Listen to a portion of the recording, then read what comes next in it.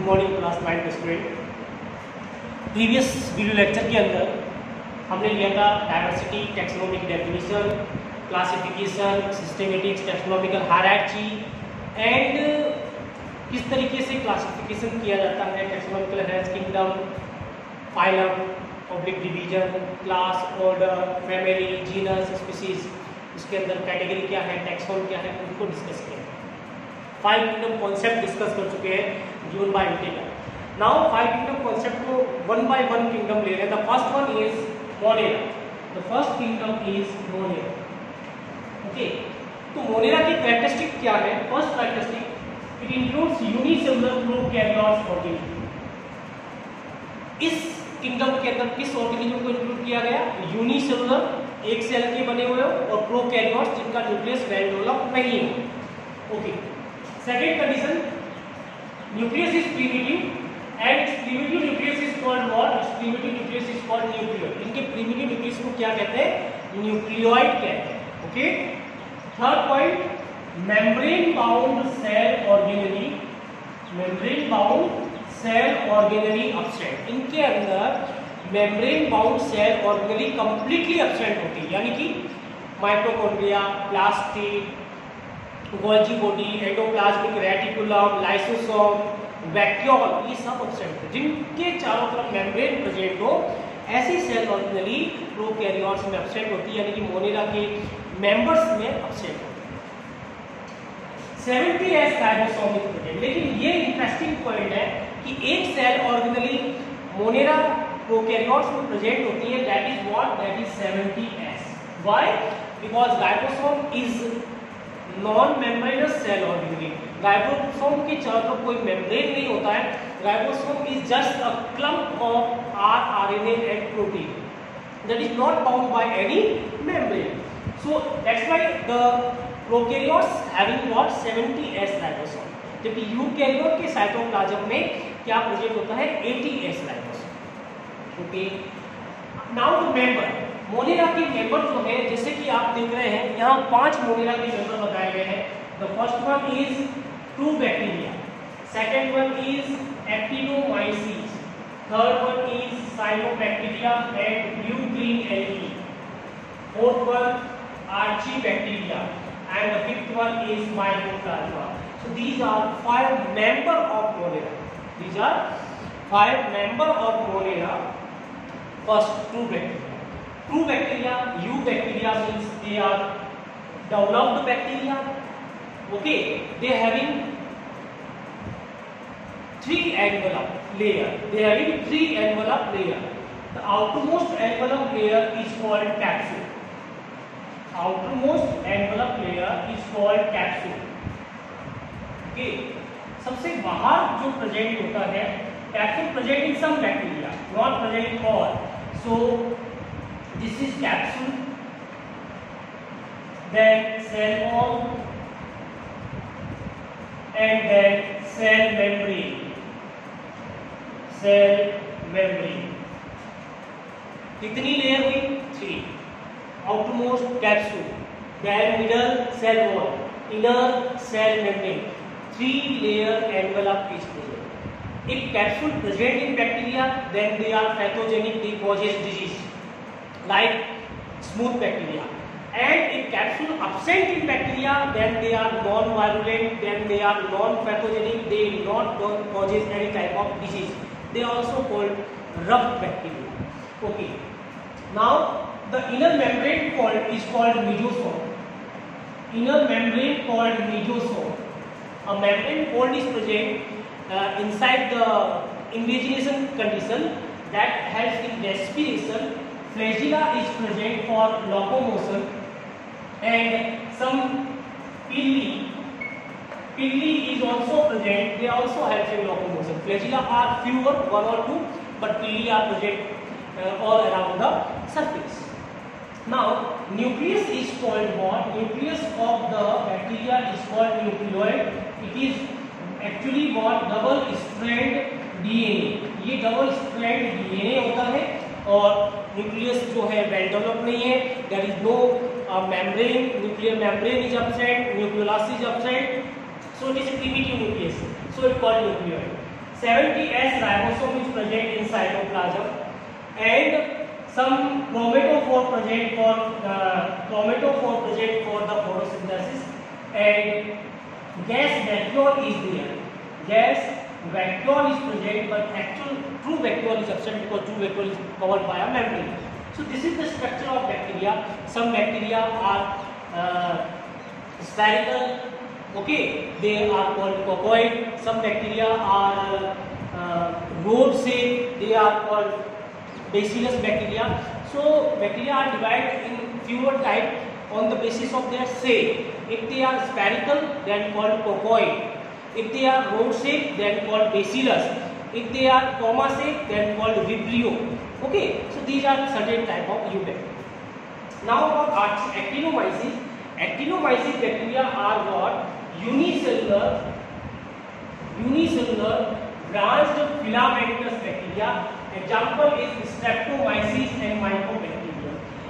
Like the bacteria causes tuberculosis. TB disease जो है वो कौन सा बैक्टीरिया कॉज करता है? Mycobacterium.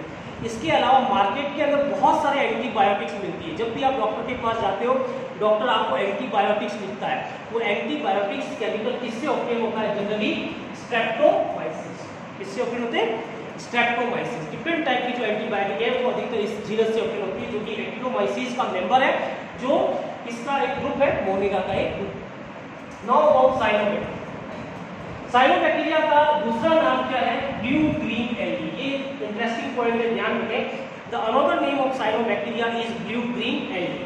Okay, it is gram negative, photosynthetic, oxygenic photosynthesis. It means they perform photosynthesis by using H2O and release oxygen in environment.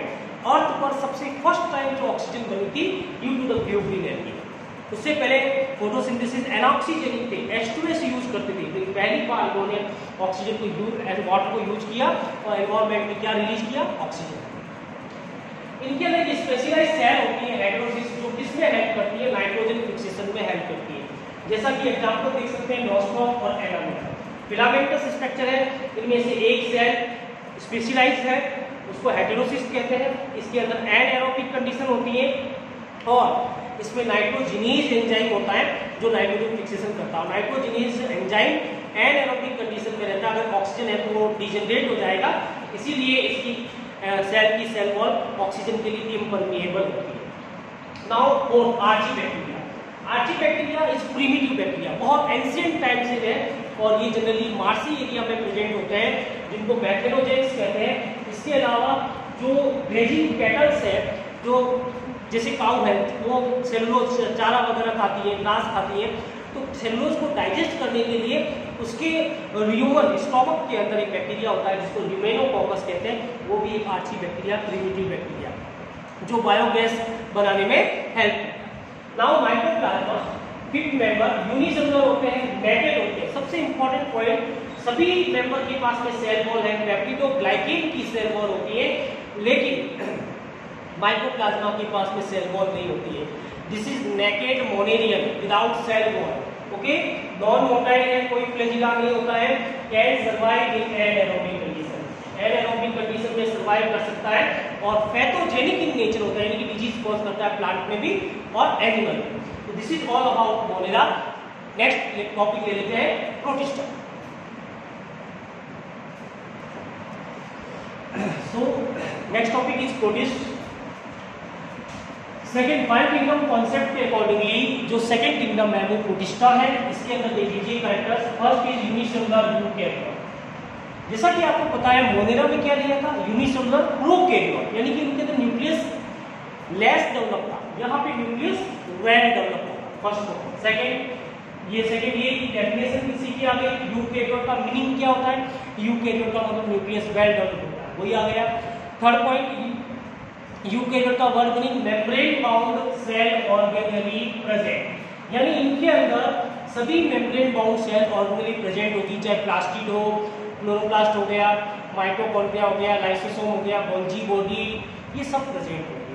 Okay, now mode of nutrition is autotrophic और hydrotropic. जैसा कि five kingdom concept में भी हमने discuss किया था, कि protista के कुछ मेंबर ऑटोट्रॉपिक होते हैं और कुछ मेंबर जो है वो हेटेरोट्रॉपिक होते हैं, वो आगे आ जाएगा। Okay, next locomotory organ. Locomotory organ किसी के अंदर स्यूडोपोडिया होते हैं, फॉल्स फीट होते हैं, जैसे कि अमीबा के अंदर है, किसी किसी में फ्लैजिला होते हैं, लोकोमोशन मूवमेंट करने के लिए फ्लैजिला प्रेजेंट होते हैं, और किसी मेंबर के अंदर सीलिया प्रेजेंट होते हैं। तो दीज आर जनरल कैरेक्टरिस्टिक। अब वन बाय वन ले लेते हैं। प्रोटोजोन को मेनली 3 कैटेगरी में डिवाइड किया गया है। फर्स्ट इज प्रोटोजोन्स एल्गी, ऐसे प्रोटोजोन्स जो फोटोसिंथेटिक हैं, जो फोटोसिंथेसिस कर सकते हैं, जिनके अंदर क्लोरोप्लास्ट प्रेजेंट है, उनको इस कैटेगरी में इंक्लूड किया गया है, बिकॉज एल्गी वर्ड कुछ दिया है, यानी कि फोटोसिंथेसिस कर सकते हैं, ऑटोट्रॉपिक मोड ऑफ न्यूट्रिशन है। इसको भी 3 पार्ट में डिवाइड किया है। First number dinoflagellate, second number diatom and third number है इसके अंदर, याद रखिए थर्ड नंबर की जो कैटेगरी है वो है यूग्लिना। थर्ड नंबर क्या है? यूग्लिना। सो प्रोटोजोन्स एल्गी को भी 3 कैटेगरी में इंक्लूड किया गया है।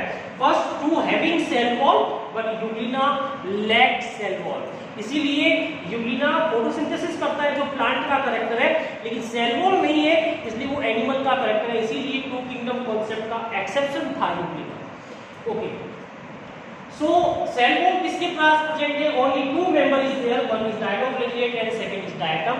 डायनोफ्लैजिलेट बैबलेट की तरह होता है, आप बचपन में बैबलेट चलाए होंगे, 2 फ्लैजिला होता है, एक नॉक पे बैबलेट चलता है, रोटेशनल मूवमेंट करता है, स्पिनिंग मूवमेंट करता है, उस तरीके का स्ट्रक्चर होता है। One is longitudinal flagella and second is transverse flagella which helps in locomotion. So dinoflagellate is aquatic, it is also called golden brown algae. Diatom, diatom की सेल वॉल के अंदर SiO2 सिलिका ज्यादा deposit होती है, इसको filtration के form में भी यूज में लिया जाता है। अर्थ पे काफी जमा हो जाता है, डायटोमेशियस अर्थ कहते हैं, इसमें फ्लैजिला नहीं होता है, they move by the rotation, slippery movement होता है, इनके अंदर स्लीपरी मूवमेंट होता है क्योंकि फ्लैजिला एब्सेंट होते हैं। और डाई एटम इसलिए कहते हैं क्योंकि इनकी बॉडी 2 एटम की बनी होती है, 2 पार्टीशन की बनी होती है, इसलिए इनको डाई एटम कहते हैं। These are also algae, these are also algae category, why? Because they are photosynthetic. Now the third number algae category is euglena with respect to the protistan algae. Euglena के पास में cell wall नहीं होती है, इसके अंदर जो cell membrane होती है दैट कॉल्ड पेरिकल।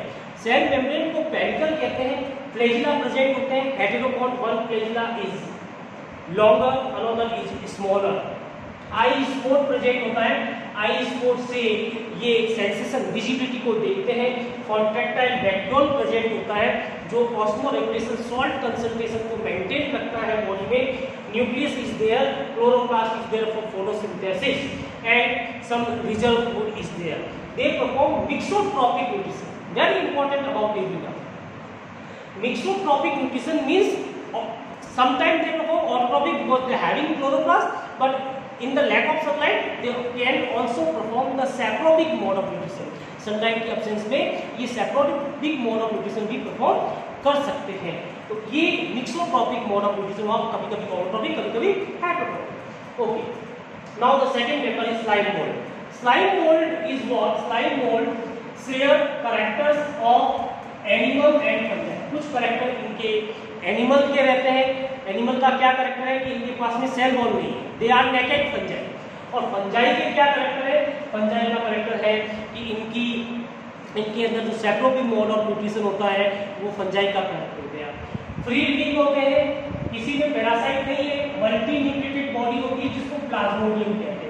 एक सेल में एक से ज्यादा न्यूक्लियस होते हैं, ऐसे स्ट्रक्चर को प्लाज्मोडियम कहते हैं।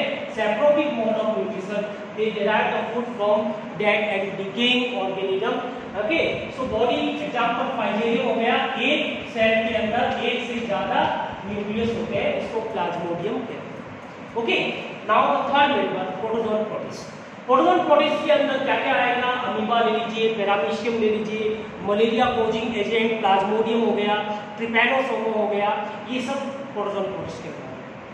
स्फेरिकल बॉडी होती है जैसे प्लाज्मोडियम, इर्रेगुलर बॉडी होती है जैसे अमीबा, और स्लीपर शेप बॉडी होती है जैसे पैरामीशियम। पैरामीशियम के अंदर स्लीपर शेप बॉडी होती है। Holozoic nutrition, most important content of protozoan protist holozoic mode of nutrition होता है। It means they derive the food by capturing the food by the help of pseudopodia. All the step of nutrition is there. First ingestion, then digestion, then absorption, then assimilation, and undigested food egressed from body, egestion. All the 5 steps of nutrition is there in holozoic mode of nutrition.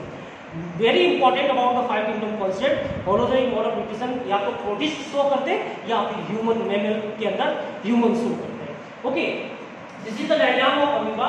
Amoeba is irregular shape. Okay, nucleus is there, well developed, food vacuole is there, and structure is irregular. This is slipper shape structure of what? Slipper shape structure of the paramecium. ये किसका structure है? paramecium है, जहाँ nucleus है. one is macronucleus, second is micronucleus. cilia is there for the movement. cilia is there for the movement, and contractile vacuole is there for the osmoregulation. contractile vacuoles होते हैं और इसके अलावा इसके पास में साइटोप्लाज्म होता है और cilia से मूवमेंट होता है. paramecium is the another some parasite, some protozoan are parasite like trypanosoma, like leishmania, like plasmodium causes malaria. They are parasitic protozoan protists. So this is all about the protista. Okay, to make your notes in class club, and all the exercise questions related to Monera and protista you solve in your homework copy. So good day to student, good day.